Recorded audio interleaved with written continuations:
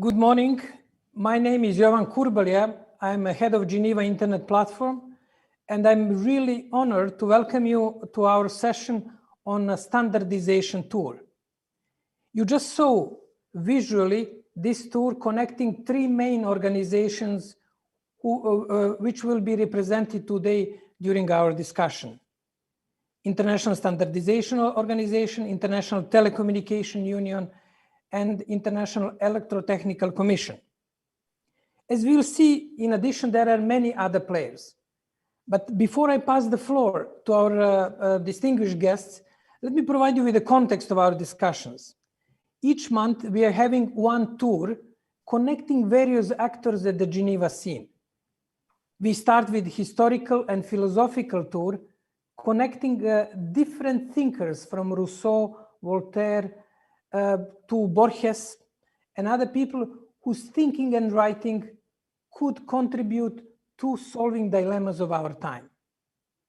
In the second month of our tour, we focus on standardization. Next month, we will continue with digital economy. As we are walking on this interesting journey, our main aim is to connect different actors and to find those hidden gems in Geneva, especially through the convergences that exist. Fortunately, our actors today, our participants today, are extremely well connected. They cooperate a lot. And in the era where everybody wants to be coordination, but nobody wants to be coordinated, it's fascinating to see how good coordination and cooperation exist among these three organizations represented here. Today with us, we have Mr. Philip Metzger, General Secretary and CEO of the International Electrotechnical Commission. Welcome. Good morning. Thanks for having me. We have with us Mr. Sergio Mujica, Secretary General of International Standardization Organization, ISO. I'm sure that all of you are familiar with this. Welcome, Sergio. Thank you very much, and good morning to everyone. Good morning. And we have Dr. Bilal Yamoussi, Chief of the Study Groups Department from the Telecommunication Standardization Bureau of the International Telecommunication Union. Bilal, it's a long title, but what we discussed in the preparation for the session, what you are doing is extremely interesting and extremely topical, especially when we discuss future of the internet protocols and other pending issues. Good morning. Welcome. Happy to join. Thank you. Now, without further ado, we will dive deep. In addition to journey, we'll use this water metaphor. We'll dive deep into this Geneva dynamics. We sometimes say, based on the vague analysis, the more than 50% of standards that make possible this Zoom call or any phone call on our mobile, from technical, telecommunication standard, privacy standards, are set in Geneva. Is it a realistic estimate, and what you could add to the relevance of standardization in Geneva to the running of the more on the digital world? Let's start with Sergio. A few reflections from you. Go ahead. Thank you for that fascinating question. In a way, it's true, because the ITU, the IEC, and ISO are all located in Geneva. We have our headquarters here. And we do cooperate each other with a very, defined structure, with a world standard cooperation, WSC. We also have well-structured systems where we can exchange and cooperate in the standard development process. And together with the IEC, we even have a joint technical committee to develop IT-related standards. But I wouldn't like to say that those standards are set in Geneva, because the way we work is through technical committees that are located basically everywhere in the world. It would probably be very easy, very efficient if you want to draft those standards in my office here in Geneva with a couple of experts, but our system doesn't work like that. We have a very inclusive system where each member can propose and nominate experts, And the standards you see at the end of the process are basically the outcome of a very inclusive and consensus-based discussion among those experts. Sergio, thank you to adjusting this geometry, which is much more diverse, and build on that. Philip, what just Sergio mentioned is a fascinating network worldwide, which is coordinated or by your all three organizations represented here. How does it work in reality? In your interview, you explained fascinating modus operandi of your organization, and we heard similar from the other two. Could you reflect on that interplay? Geneva, rest of the world. There is a bit of a Swiss system of highly decentralized approach, what just Sergio mentioned. Please build on that. Yeah, thanks, Jovan. Indeed, I think we are, as ISO as well, are of course formally a Swiss association. Under Swiss law, and as you know, in Switzerland, we quite like bottom-up structures, bottom-up processes, and so we are member-based organizations. And of course, whatever we do is really the result of the input of the ideas of the work of those members coming together. And yes, the headquarters of the IEC central office is in Geneva. We also have regional offices. And so I think the point really is that we are in a good spot here as central office in Geneva, being able to connect with a number of very important stakeholders globally that ultimately contribute to governance, technical governance, of course, also increasingly digital governance. And I think what is really important here is that we see all three organizations that are represented here today on this meeting also in context, in terms of the variety of the tasks, the variety of the setup that we have, but also the complementarity of what we do. Sergio mentioned this World Standards Corporation, which I think is very important that we make sure we all contribute in the best possible way to that global impact that standards have and conformity assessment has. And I think it is really key in this context. Of course, we are becoming even more democratic with virtual tools. I mean, we see meetings taking place with many more participants today online than we were used to maybe when we met physically. But I think our memberships are really where the whole driving force is coming from. And we are trying to coordinate all this and support all this in the best possible way. Yes, out of Geneva, but also through regional presence and certainly with a global span. Thank you, Philip. The geometry is getting nice shape. Now we will need to fix the corner where governments and the other actors gets together. Bilal, how do you manage that interplay, which is called public-private partnership, multi-stakeholder approach, or whatever, when you have around the table technical community, civil society, and governments?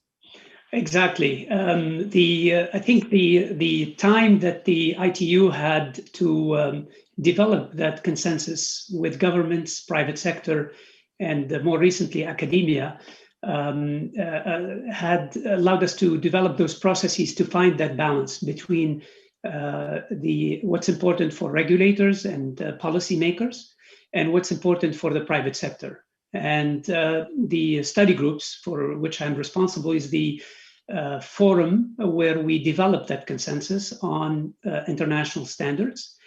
Sometimes they're purely ITU standards, sometimes, or actually 10% of the time, they are joint standards with ISO and IEC.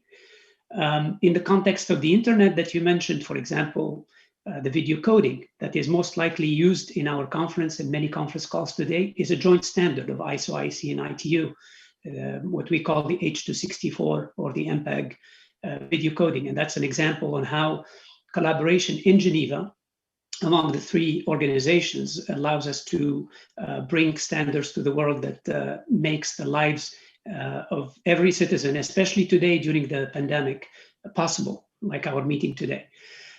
So that interplay between government and private sector is really something that is unique in our sector, in the ITU, because after all, it's a UN specialized agency.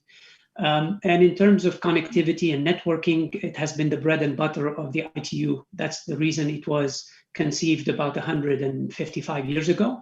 to connect the world with telegraph. But as technologies evolved, today we're talking about satellites, the internet, digital transformation, etc.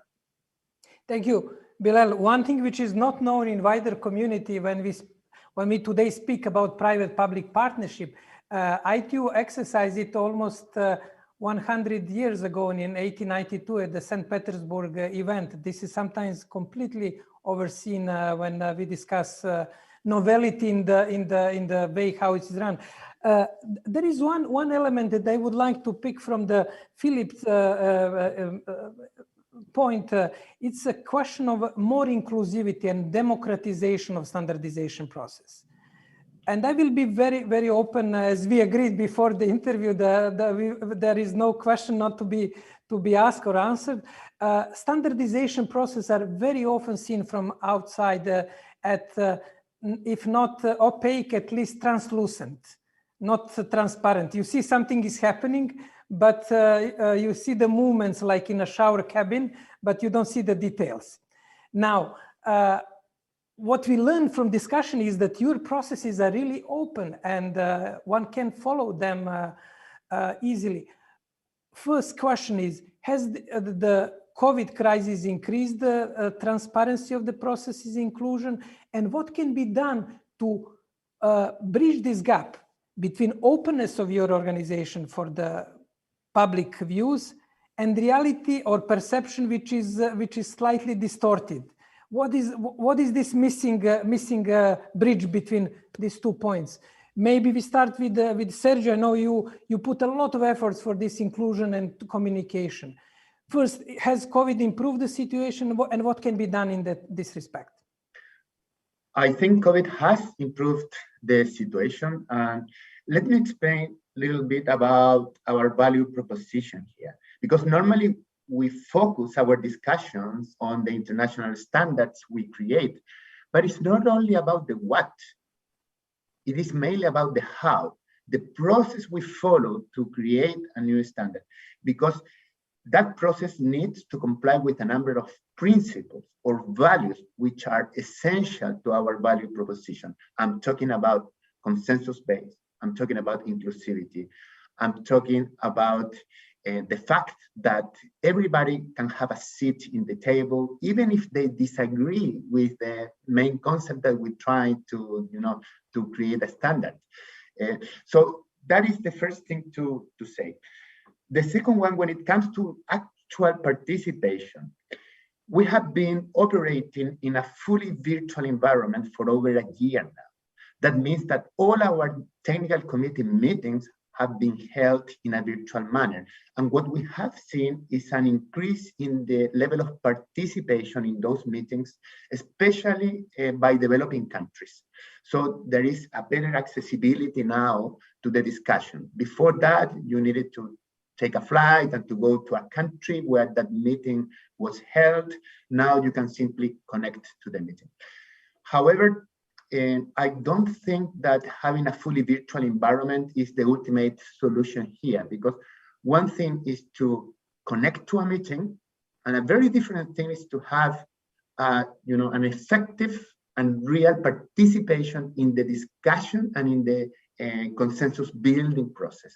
So in that regard, we can still do an even better effort to make sure that we have very constructive and inclusive meetings. So COVID had brought new opportunities, that's true, but that is not good enough. We need to go even beyond that. And I think we are doing an important effort in that area to make it truly inclusive and with full participation.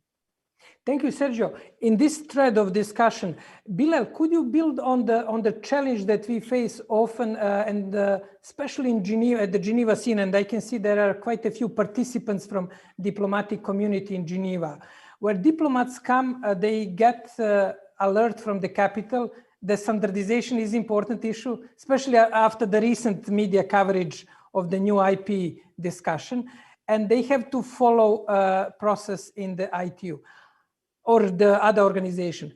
How to reduce lost in translation between highly technical debates, which standards inevitably involve, and the need of diplomats to understand political and diplomatic dynamics. Is there any recipe how to help diplomats who are following the session today to reduce lost in translation?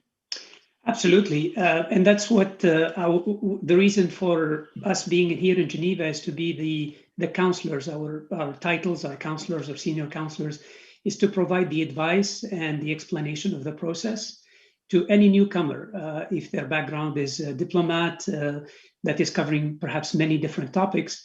What we have done, and I have personally been involved in a number of consultations with a number of diplomatic representations in Geneva, is to explain at a high level what is at stake, what are the issues, and just give enough detail on the technology at play and what are the pros and cons of various proposals, what are the stakeholders, who are the stakeholders for or against the proposal.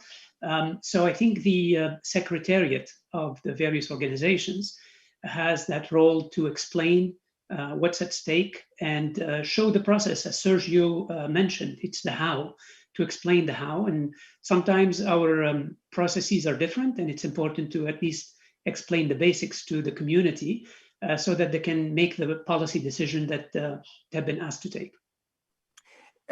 Thank you, Bilal. Philip, you initiated this thread. What could you contribute on this question of inclusion, democratization, reducing lost in translation in between standardization and policy community or general public?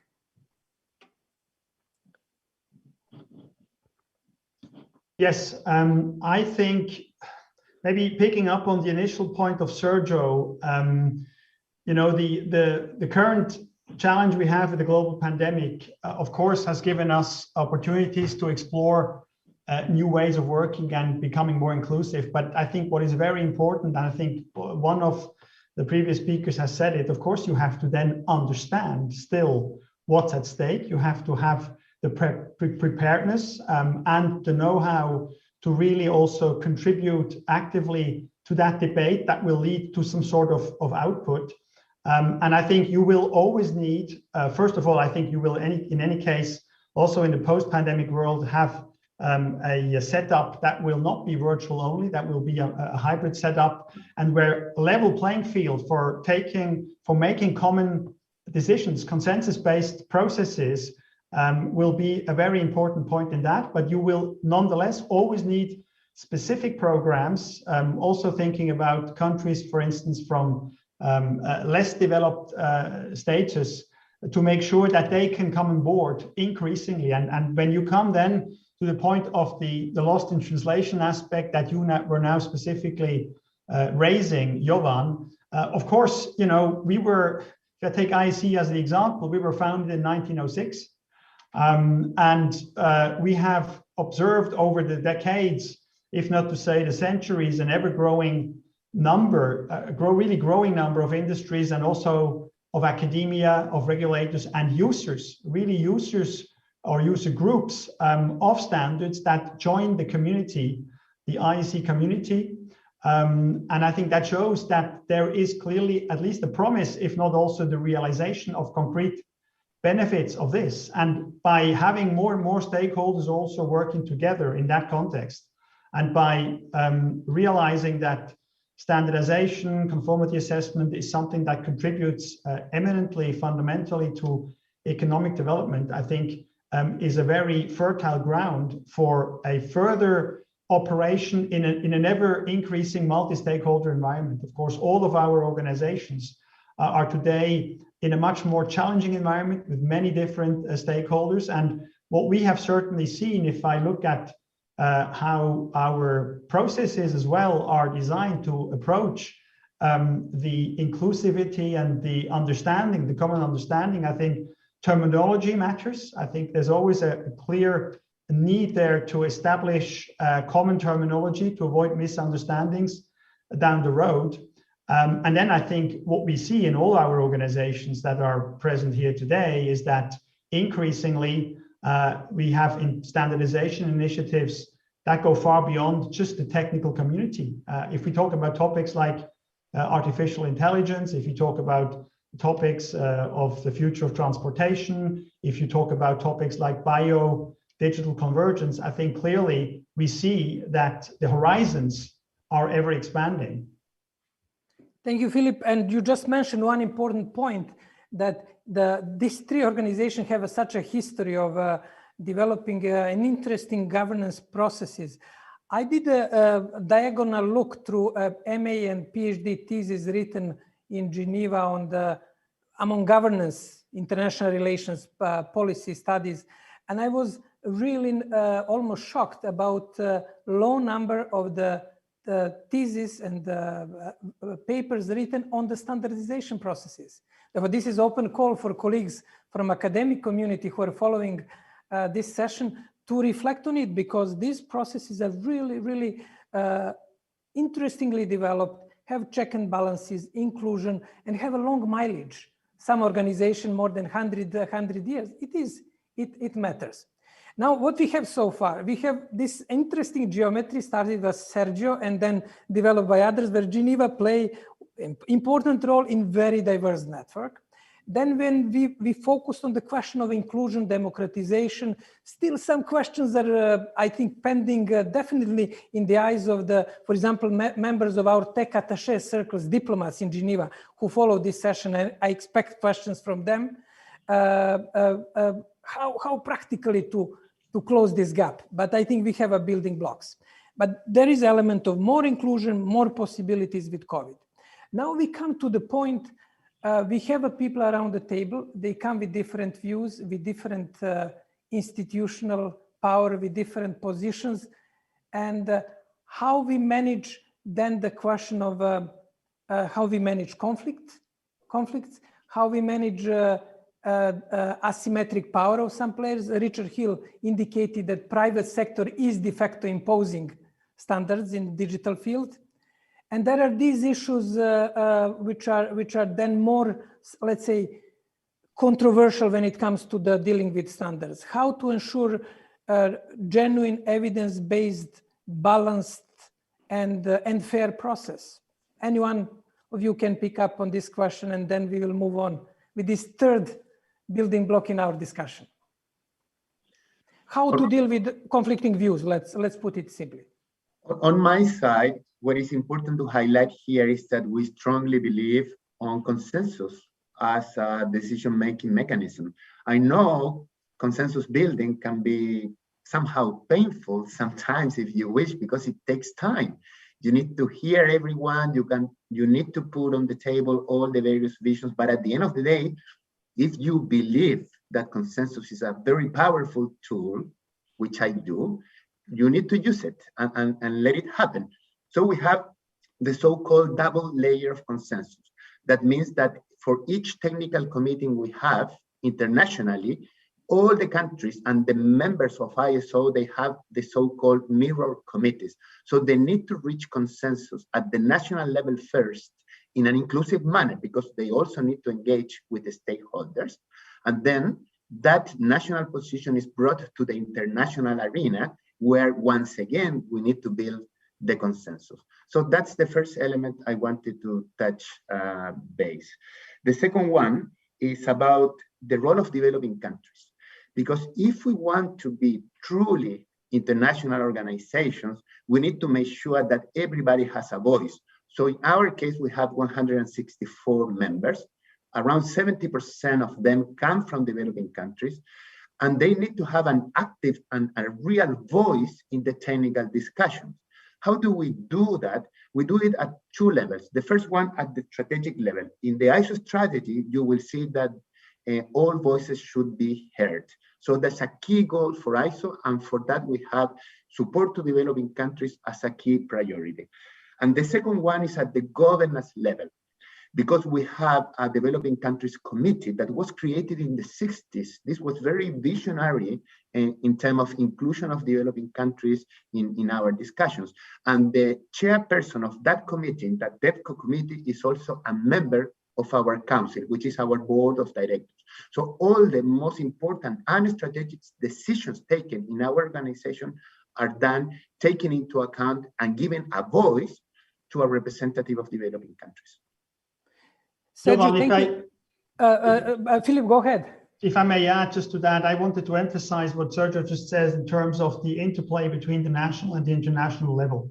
And again, everything comes from a bottom-up structure and process where consensus is the key. And of course, we're challenged here as well in terms of speed. In the digital space, everybody says things have to move faster. And I think we have, of course, that challenge as well in the standardization processes. But I think it's really important to bear that in mind, that at the national level already, the community that then will come to the IEC has to already take into account stakeholder interests. This can't just be somebody setting an agenda and running away with it. And so we have really those two levels where that inclusivity and also that openness plays an important role. And what I wanted to add, Sergio has spoken about the developing countries. I've mentioned them earlier as well. I also wanted to highlight the important role of the generational diversity here. We really have to make sure that we have young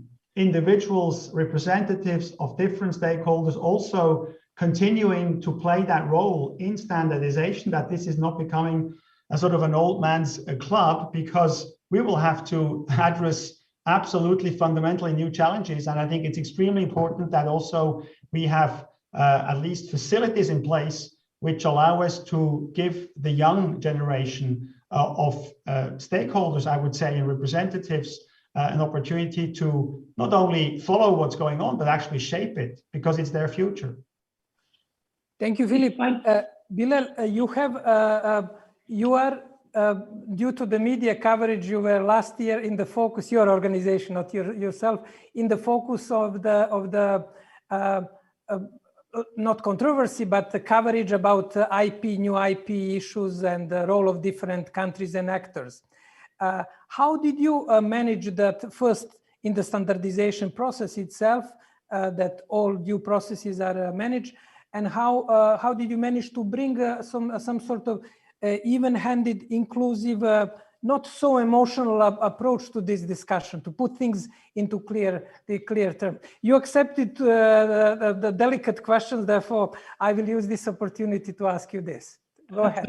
Absolutely, and I'm very happy that you did bring it up. There was actually a full article in the Financial Times specific on this issue where I was interviewed, and it was important for the ITU to engage in that conversation. As you mentioned, it was a bit emotional initially, to clarify some points that were not clear in prior media coverage that touched on the consensus building process in the ITU, and that all member states have an equal voice in the ITU decision-making process. Having made that clarification in that article, it became clear that no single player can overtake the decision-making process of international standards. It is an open platform. It is a bottom-up contribution base. Any member state or any sector member, private sector, can bring a proposal to the table. If the others agree, and as Sergio and Philippe mentioned, if there is consensus, then we move forward as a community. And if there is no consensus, the project or the proposal is dropped. And that has been a very well-tested process over many, many years. After all, our name is it's the ITU, it's a union. And what we develop is used by the whole world. So it's important that whatever is an output from the ITU, or the other international organizations, is used by the entire globe. So consensus is an important element. Just would like to add that in our approval process in the ITU, especially standardization, we have two tracks. 95% of the process is what's called the alternative approval, or the technical approval process, and this is online process, and about 5% is regulatory. So for things that touch roaming and tariffs, economic and policy issues, or numbering issues or security issues, they're on the regulatory track, where it's almost a vote by each member state. It's a consultation of the member states, but the rest, 95%, is technical. So if the technical community agrees on a proposal, it moves forward. If they don't agree, then it takes time to build that consensus. Thank you, Bilal. My battery almost ran then I had to reconnect. Now it's fine, and I won't disappear from the webinar. It would be strange if moderator is disappeared. You have to set some standards about reviewing the level of battery supplies, which I think is completely misused by tech companies. Thank you for this sort of iteration in our discussion. Let me just now first call, well, there is no need to call participants to comment and ask the questions. We have very lively debate and chat. And I will just pick one point from Vlada Radunović comment. Vlada Radunović is co-coordinating the Geneva Dialogue, which is an interesting process on cybersecurity with the tech companies. And they notice one challenge in this dialogue is that you have more and more small and medium enterprises developing new tools, new software, and they're becoming part of the quite interlinked processes of the supply chains, and they're becoming often the weakest link. And there is a more and more pressure to do something with this, to do something with standardization. I know that your organizations are doing a lot on Internet of Things, on different issues. But how to solve this problem? Could you, this is in a way race between technology and the innovation, which is by its nature fast, and the standardization or regulation. How to, who is going to win this race? And are we going to have a major breakdowns in cybersecurity in this gap between new tools, new vulnerabilities, and then standardization coming and patching up? Is there some strategic thinking in your organization how to resolve this different dynamics in this field? Or it's just we have to accept as it is and try to reduce the risks? Over to any of you. Happy to start. The SMEs play a critical role in new technologies. And that's the reason that the ITU decided to open a new membership category for small and medium enterprises to lower the barrier of entry, the financial membership fee to join. And that was through a belief that, as you mentioned, a lot of the software innovation comes from small and medium enterprises. They play a critical role in the glue, APIs, application interfaces, Internet of Things applications, and so on. And it's important that they have a seat at the table in developing international standards. With that, we have also noticed in some of our study groups, the work on use of machine learning for 5G, for example, that the interplay between open source and standards is critical. And with that, we saw one of our series of standards on 5G machine learning almost have a hockey stick in terms of the number of downloads of the standard. So it's important to have that open platform where the standardizers building the specification on paper and the open source developers have a way to work together on not only bringing a publication, a standard publication, but also having a reference implementation. And this is becoming more and more important as we have the digital transformation, which is really about a number of applications in healthcare, finance, transportation, etc. Maybe Jovan, if I could come in on I think you put a quite tough question before us here. Who is going to win the race? Standards on innovation. I mean, in a nutshell, that's what you put to us. I mean, I think we also have to be a little bit modest. I mean, standardization organizations like the IEC or ISO, of course, have limits in terms of what they can achieve and also what their mandate is. I think we have tried to explain so far, together with my colleagues, what the standards organizations bring to ultimately to global governance, to economic development, but it can't solve just everything. And I think we will always have this dichotomy of innovation on the one hand and standardization on the other. And I think nobody would want to take that away because, of course, Bilal has already said we are very much dependent on SMEs to come up with new solutions. But at the same time, at the end of the day, and then if you look at cybersecurity in particular, we also have many challenges stemming from that, and that needs an answer in one way or the other.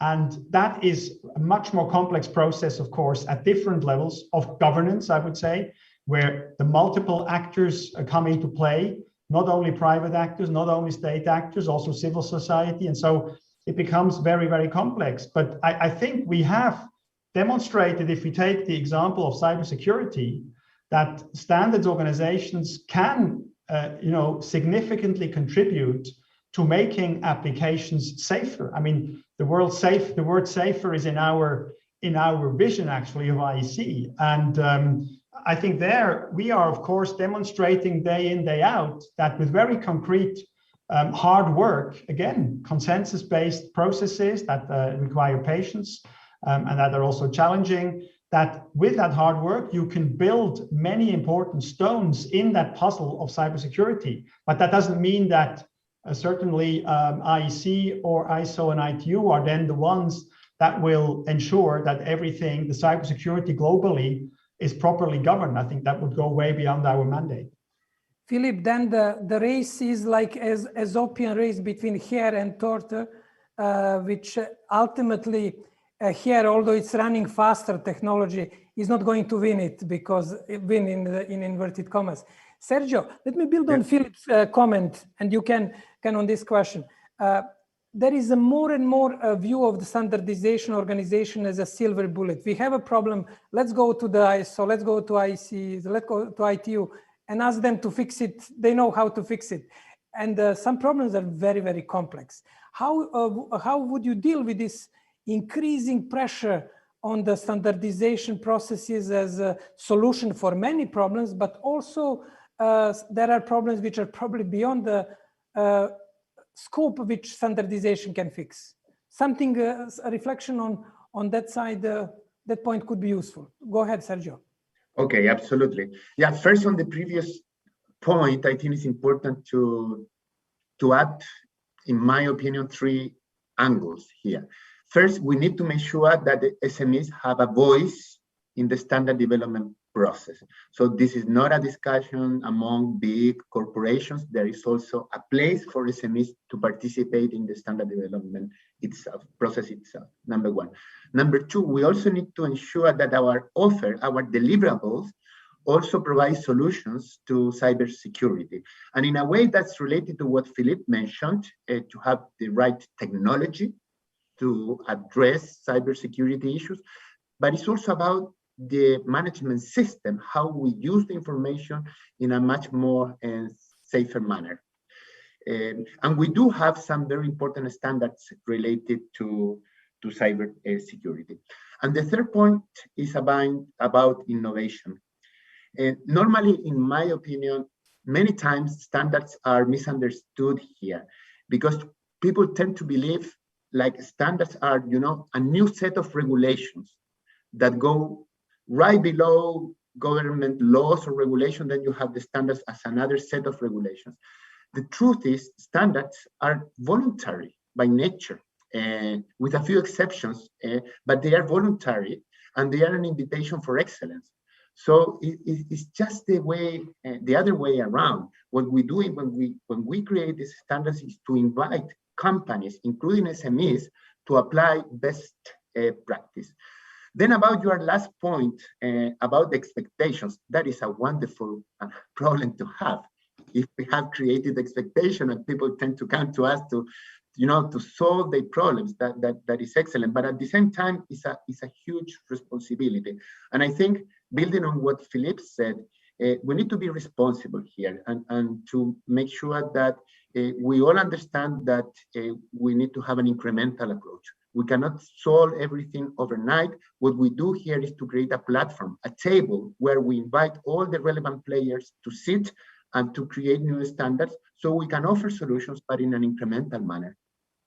Thank you, Sergio. I'm well known in that I have a relatively good intuition for trends. Therefore, build, rent new offices or whatever new stuff. That it's a clear trend, at least based on our discussion with communities worldwide. Let us standardize it, and you will have probably additional pressure, positive pressure, coming from not only technology but also science. As you know, there are more and more movements towards science and diplomacy in Geneva, and there will be more pressure to have the mainstreaming of science via technology or directly into the societal dynamics.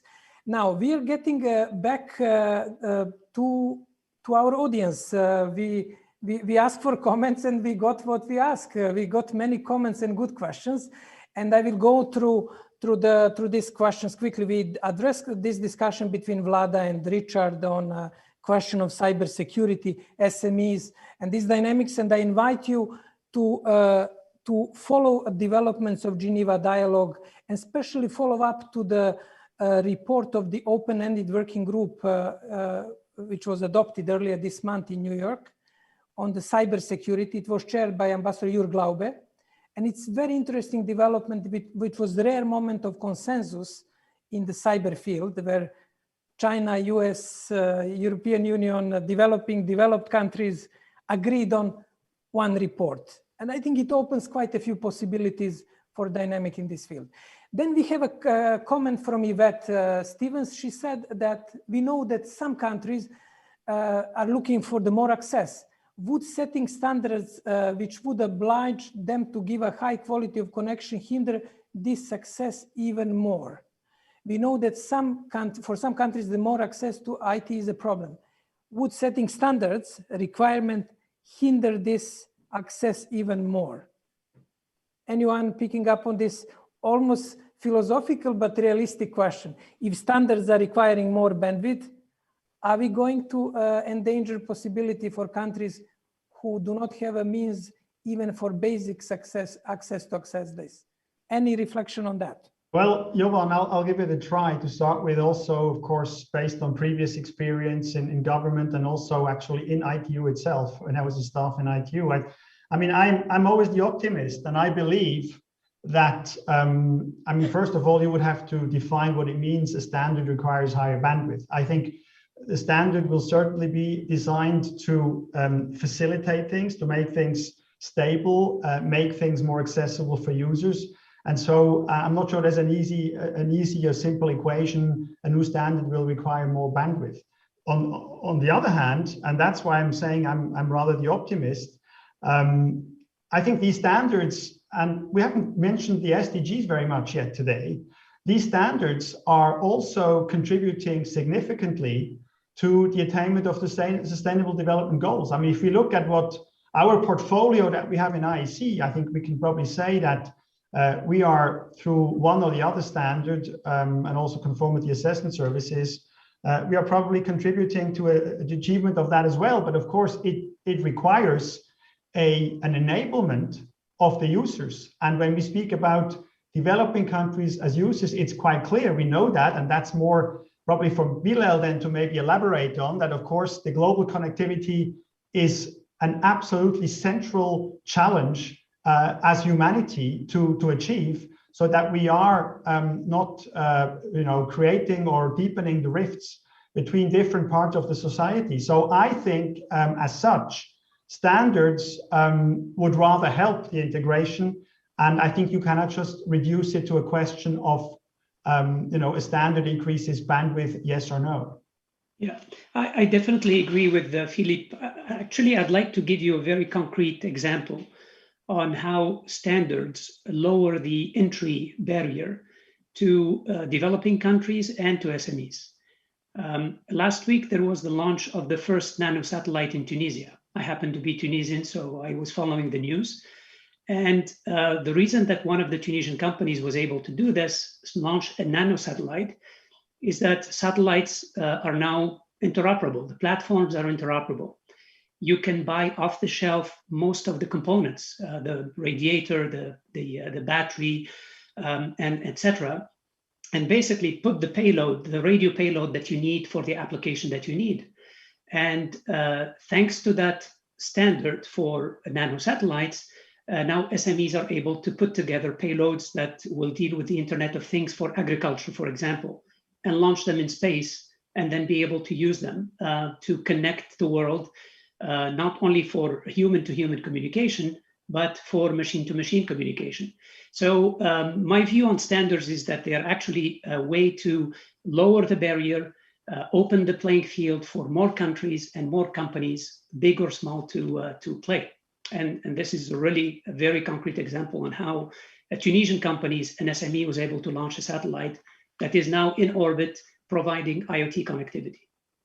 Thank you, Bilal. A question for you, Sergio, is the next question, but Kate Jones, who asked the following question of inclusion. The model for standardization process differ from governmental international organization in that access to discussion to output is often predicted on payments. Is that payment-based model still appropriate given today's focus on inclusivity and democratization? Now, we had already a few comments that it is not case anymore. Gabriela commented on the example from IC, and we have Richard commenting on ITU standards that they are freely available. Any comments, Sergio, on the overall phenomenon and ISO experience in this respect? Yes, absolutely. Our standards, as you know very well, are not for free, because the standard development process itself is not for free, and we are a non-intergovernmental organization, and the system as such has a cost. So we're not trying to make money here. What we're trying to do is to give sustainability to the system, because we do believe that we are making a good contribution to economic and social development. So that's the rationale behind why we charge for the access to standards. Thank you. Thank you, Sergio. That answer to Kate's question. Now, before we move to our other colleagues from Geneva community, because in addition to these three organizations, other actors are involved in standardization processes, and it's much more diverse. Let's help Nele Ashten. I hope I pronounce it well. He's a diplomat, and he asked the following question. One question about geopolitical tension among countries. In your view, is standardization a way to find an agreement between stakeholders who are pursuing opposing interests in international relations? As a diplomat, what are the politicized issues that I should be observing relating to standards? Now, it's always delicate to move between standardization and policy or politics, but if anyone can link, hint on the areas which Nele should focus on. On my side, I can tell you that we are technical organizations, but at the very core of our system, we have international cooperation and consensus. So when you have the world going in a different direction, that is not good news for us. So and in this sometimes difficult relations, where some of the key players are saying that we don't need to cooperate at the international level, I think these three organizations provide a very concrete example on how, based on consensus and international cooperation, we can be very, very effective. And we keep delivering substantial international standards to provide global solutions for global challenges. Thank you. Thank you, Sergio. Let us now move to the other actors. As we discovered during the standardization tour, we realized that there are other important players in Geneva scene. And one of those players is UN Economic Commission for Europe. And we have today Charles Alexandre Frel with us. Could you just give a snapshot, Charles Alexandre, what are the standardization, digital standardization initiatives of the high interest in the work of UNECE? Yes. Thank you very much. Thank you very much, moderator. Thank you. I'm very happy to be to speak in this event, and thank you also for allowing me to really quickly present our work. So I'm part of the UNECE, the United Nations Economic Commission for Europe, but working specially for UNCFACT. So UNCFACT is the United Nations Center for Trade Facilitation and Electronic Business.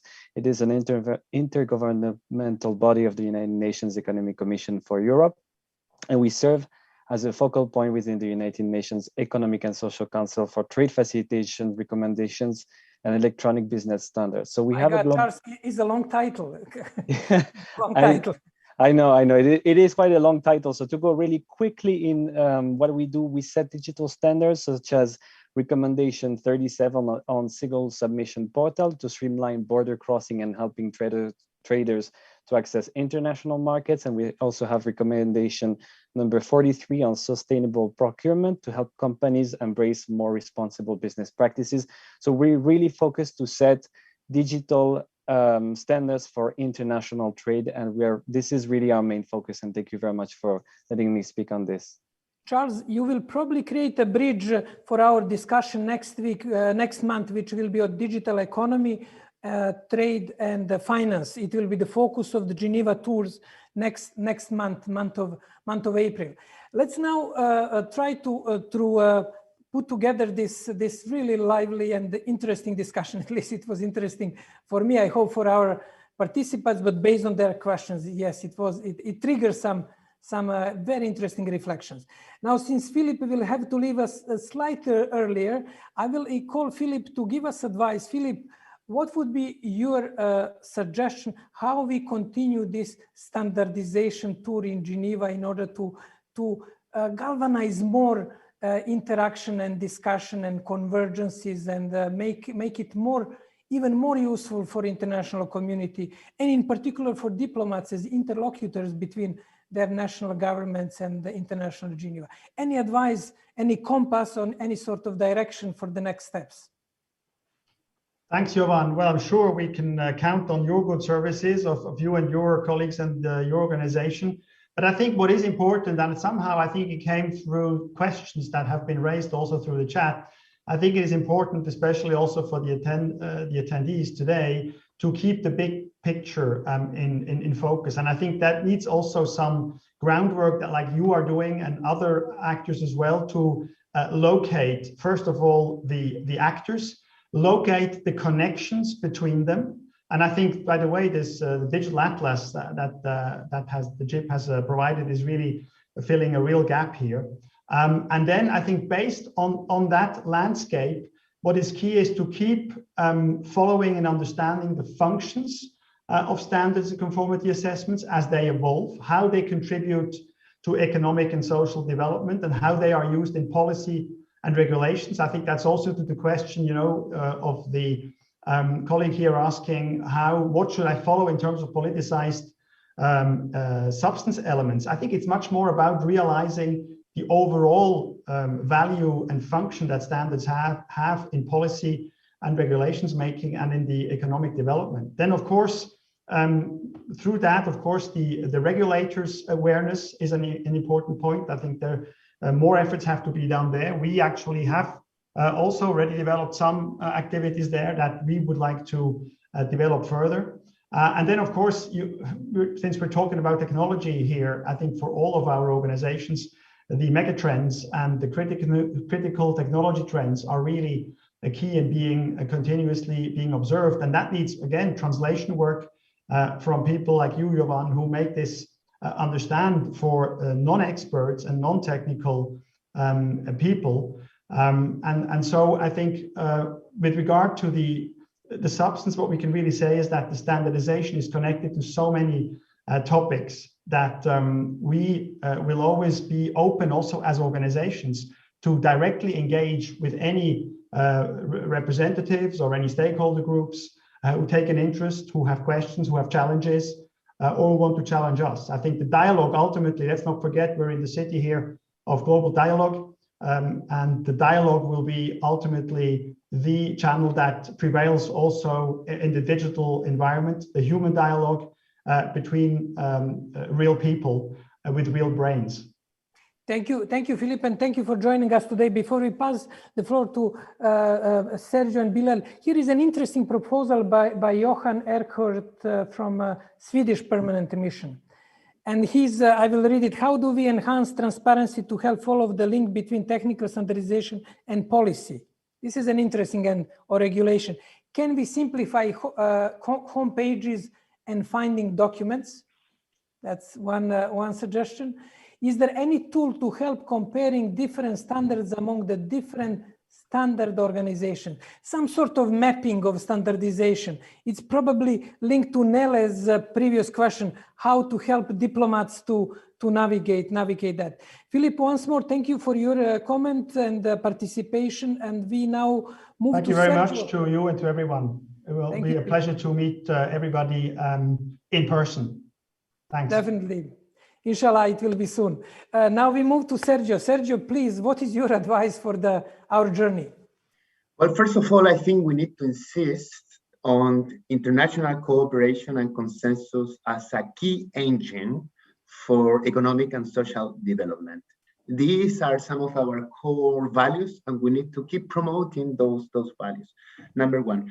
Number two, I think it's essential that we do a better job in our engagement with policymakers and diplomats. And in that regard, I think, Jovan, your effort in putting together, organizing this event, it's really commendable and really important. So thank you so much for that. We can do a better job in explaining the benefits of standards for economic and social development. I think we can also improve the way we explain the fundamentals of the international standardization system. How do we create new standards? How do we make it happen in an inclusive and transparent manner? So that can be explained better. But probably the key message today is that we are not here to compete with the policymakers and diplomats. We are here to help you to implement your policies. We are not a policy setting system. What we do is to offer our solutions to help you implement your policies. So once again, it's about cooperation. It's about combining our talents to be more effective.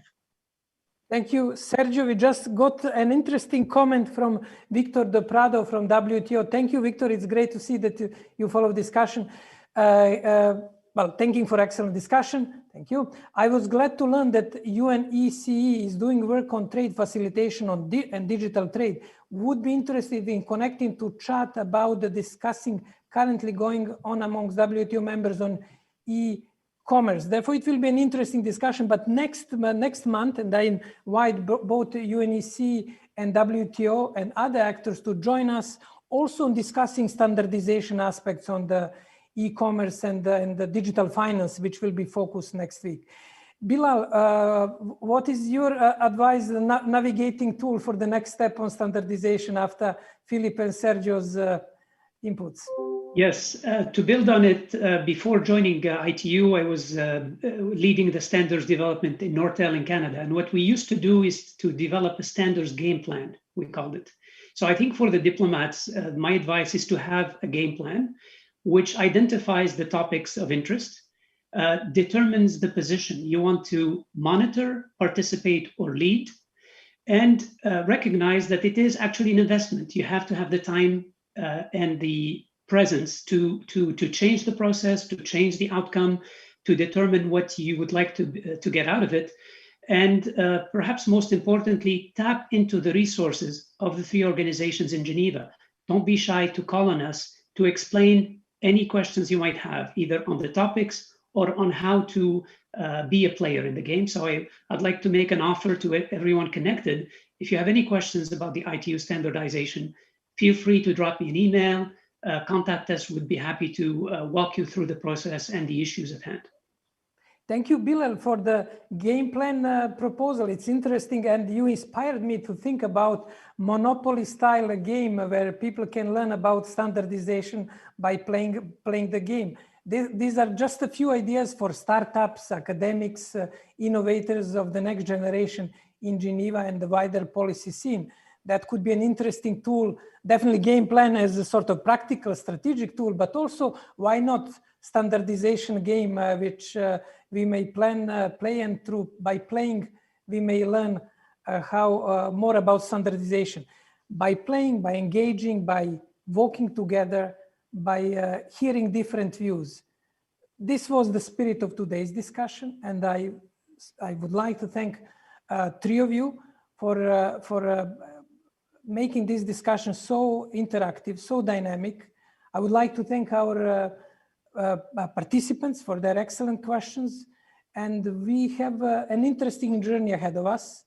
It will be a journey of discoveries, innovations, and definitely a journey which is relevant for an innovative, stable, and prosperous future of humanity and technology, the key interplay ahead of us. Once more, thank you, and join us next month for the next step in our journey on digital economy, trade, and finance. Have a nice day. Bye-bye. Thank you. Bye. Thank you. Bye-bye.